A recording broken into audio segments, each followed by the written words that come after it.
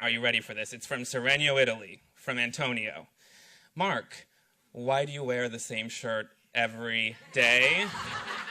Follow up, is it the same shirt? Is there one? Like, how does this all go down every day? I really want to clear my life to make it so that I have to make as few decisions as possible about anything except how to best serve this community. And there's actually a bunch of psychology theory that even making small decisions around what you wear or what you eat for breakfast or things like that, they kind of make you tired and consume your energy. And my view is, I'm in this really lucky position where I get to wake up every day and help serve more than 1 billion people, right? And I feel like I'm not doing my job if I spend any of my energy on things that are silly or frivolous about my life, so that way I can dedicate all of my energy towards just building the best products and services and helping us reach our goal and achieve this mission of helping to connect everyone in the world and giving them the ability to stay connected with the people that they love and care about. So that's what I care about. So even though it kind of sounds silly to, all right, that's my reason for wearing a gray T-shirt every day, it also is true.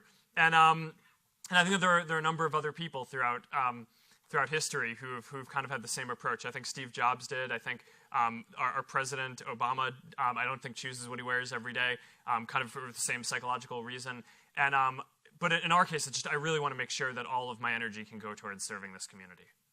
I hear you work hard a lot. Everyone that I talk to, every thread I read, you're the guy who he knows how to keep things in order and keep it organized, and he works, and it's awesome. It's really inspiring for students like us. And I just wanted to know, how do you keep that passion running for Facebook? Yeah, no, it's a good question. I mean, I think it kind of starts with doing something that you think is really important, right? People, I think, build companies for a lot of different reasons, but for me, I actually never really wanted to build a company. When I started Facebook, I didn't start it as a company. I just started it as a project. And I only decided to turn it into a company once we had so much work that we were doing that I realized that I needed a lot of help, and that the best way to structure this whole thing and make Facebook the best thing that I could was if I made it a company and used that to hire people. So that way, as we made money, I could get more talented people to join and get more energy going towards building and serving this community. But I actually think as I met more people who started companies, I learned that was actually not a very uncommon thing. A lot of the best companies and the founders who I admire didn't set out in the beginning to build a company, because at the end of the day, I think building a company can get kind of old. And there's a lot of stuff that you're going to have to deal with that's just not that fun. But if what you really care about is some change that you're trying to make in the world, then that can be pretty motivating for a long time. And then there's this concept in education these days, grit, where a lot of what makes, I think, a company or an organization or an individual effective is just the ability to power through a lot of stuff that sucks. And building a company, most things do not go your way, right? So, I mean, as much as it may look like, like building Facebook, it just kind of like worked at each step along the way, it really isn't true. I mean, I've been very lucky, right? And I've gotten a lot of really good breaks, both in my life and in building this company.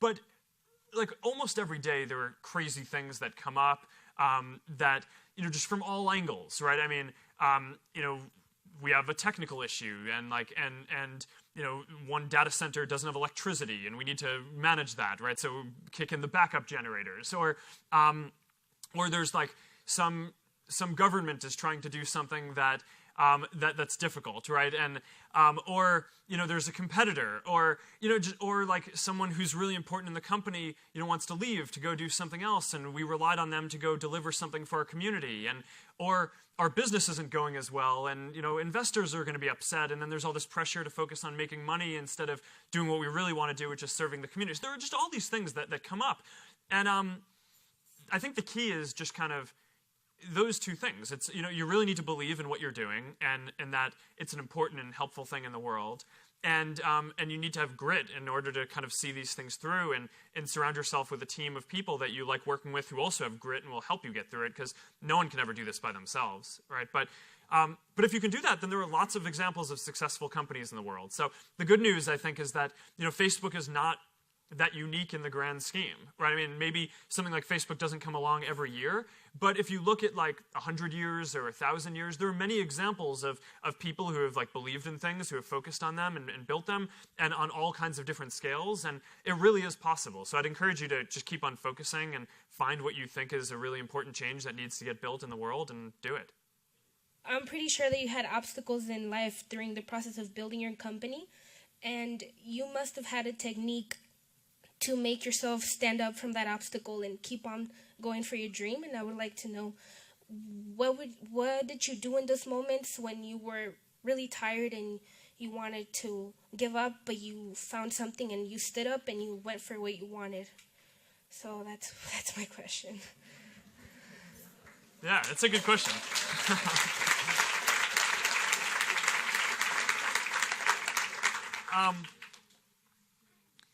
Yeah, so my path here has been interesting because when I was getting started, I didn't want to build a company, and I didn't know anything about building companies. So one of the things that was really lucky for me was I started Facebook when I was a student in college, and then I moved out here to Silicon Valley for the summer, right then.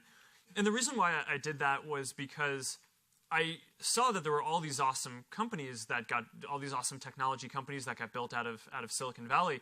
And I actually, at the time, I wasn't even thinking that Facebook might be one of them. I was like, well, one day down the line, maybe I'll build something that'll be a company, right? I mean, I don't know. It's kind of silly in retrospect to think that I wasn't thinking about that.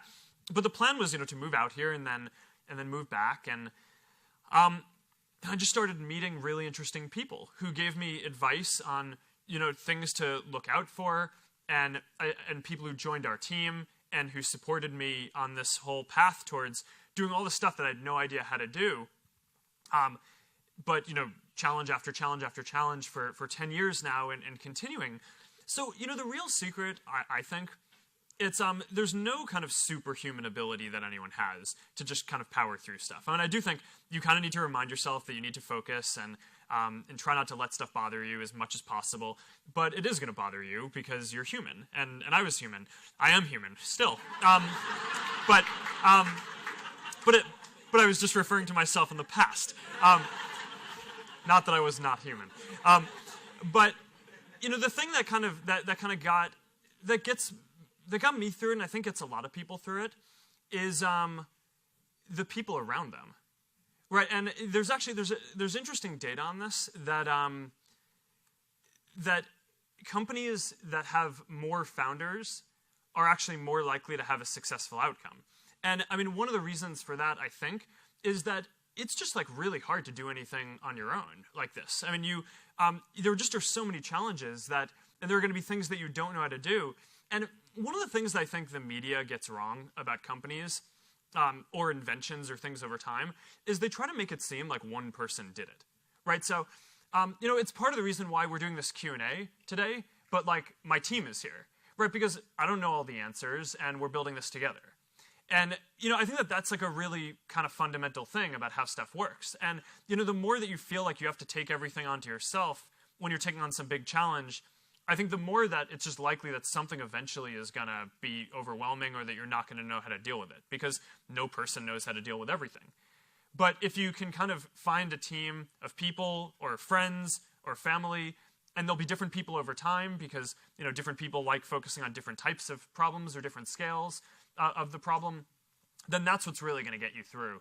And that's what's gotten me through, and that's what continues to get me through all the stuff that we have. So yeah, you don't have to be superhuman.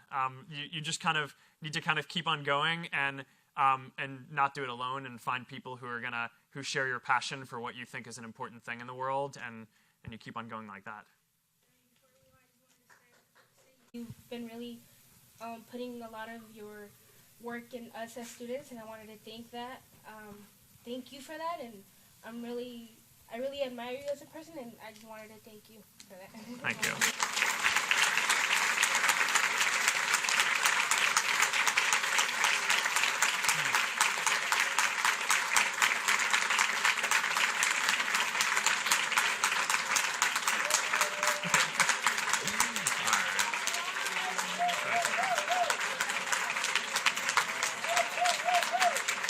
Thank you.